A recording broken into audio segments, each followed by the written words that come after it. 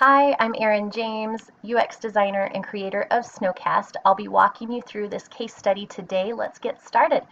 So we like to say Snowcast for epic forecasts and epic experiences. Let's scroll down. All right, welcome to Snowcast. There's a snapshot of the splash screen. Why Snowcast? So Snowcast prepares skiers and snowboarders for epic days on the slopes by providing detailed weather forecasts, real-time snow maps, and webcam footage, accurate snow conditions, and more. I designed this app through the design thinking process, which starts with understanding and observe. So let's look at the research phase.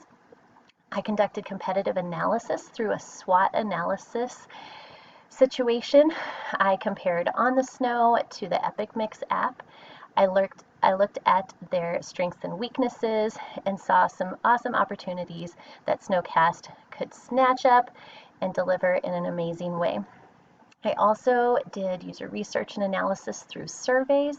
Through the surveys, I found out that skiers and snowboarders are extremely concerned about snow conditions. So we could see the amount of snow was 80%. 80% of people thought that that was extremely important.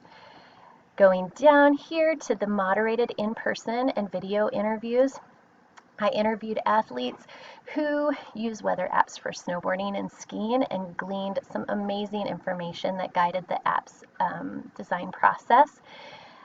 I mapped all of that information out into a giant affinity map. This is just a small snapshot.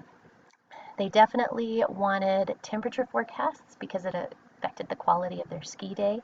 Other key findings included snow totals, temperatures, and wind reports topping the list for conditions that were important to each skier and snowboarder. A major pain point was having to use multiple apps and websites to get the road, weather, and avalanche information needed.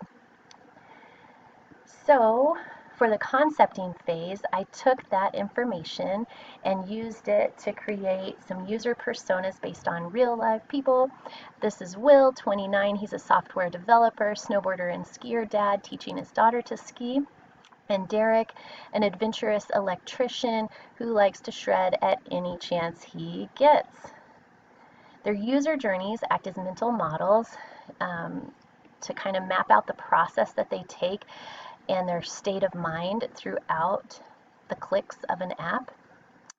And through these user journeys, I was able to create some pretty significant user flows that guided the information architecture for the Snowcast app.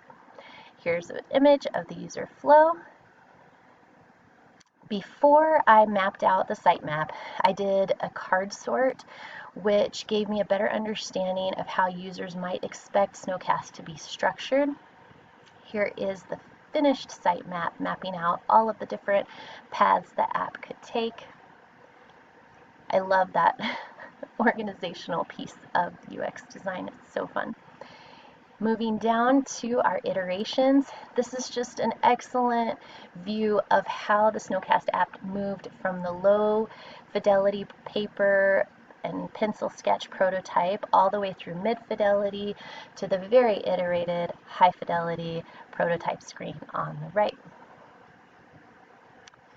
Taking a quick look at the design phase, we're going to look at the low fidelity prototypes and highlight our three features that we have that I worked on for the Snowcast app. So feature 1 is the forecast page.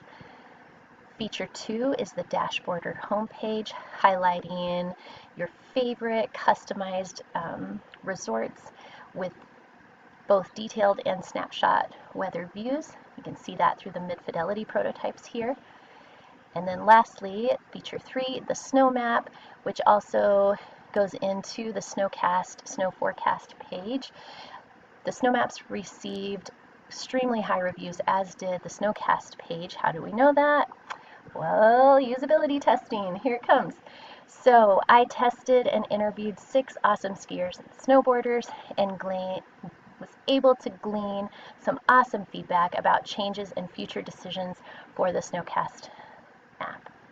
I tallied and organized all of that data in a rainbow spreadsheet. I also used an affinity map to categorize observations, positive and negative quotes, as well as errors that users experienced during the test. All of this was put together into a very formal test report with test report findings and things that needed to be changed about the app so that it could be the best it could be. Here is a view of those things that we changed. The top 5 things, according to our tests, included updating icons and adding text for clarity. I corrected and updated the customization pages. I clarified the tense of the different forecasts. I rearranged icons to create more space and created a Snowcast page for detailed snow information. Here's a further look at design iterations. We've got the A/B preference testing and peer reviews. And moving down to the high fidelity prototype screens. Ta-da! Leading us to the Snowcast clickable prototype here. Thank you so much for joining us on this Snowcast journey, and I hope to see you on the slopes real soon. Thank you.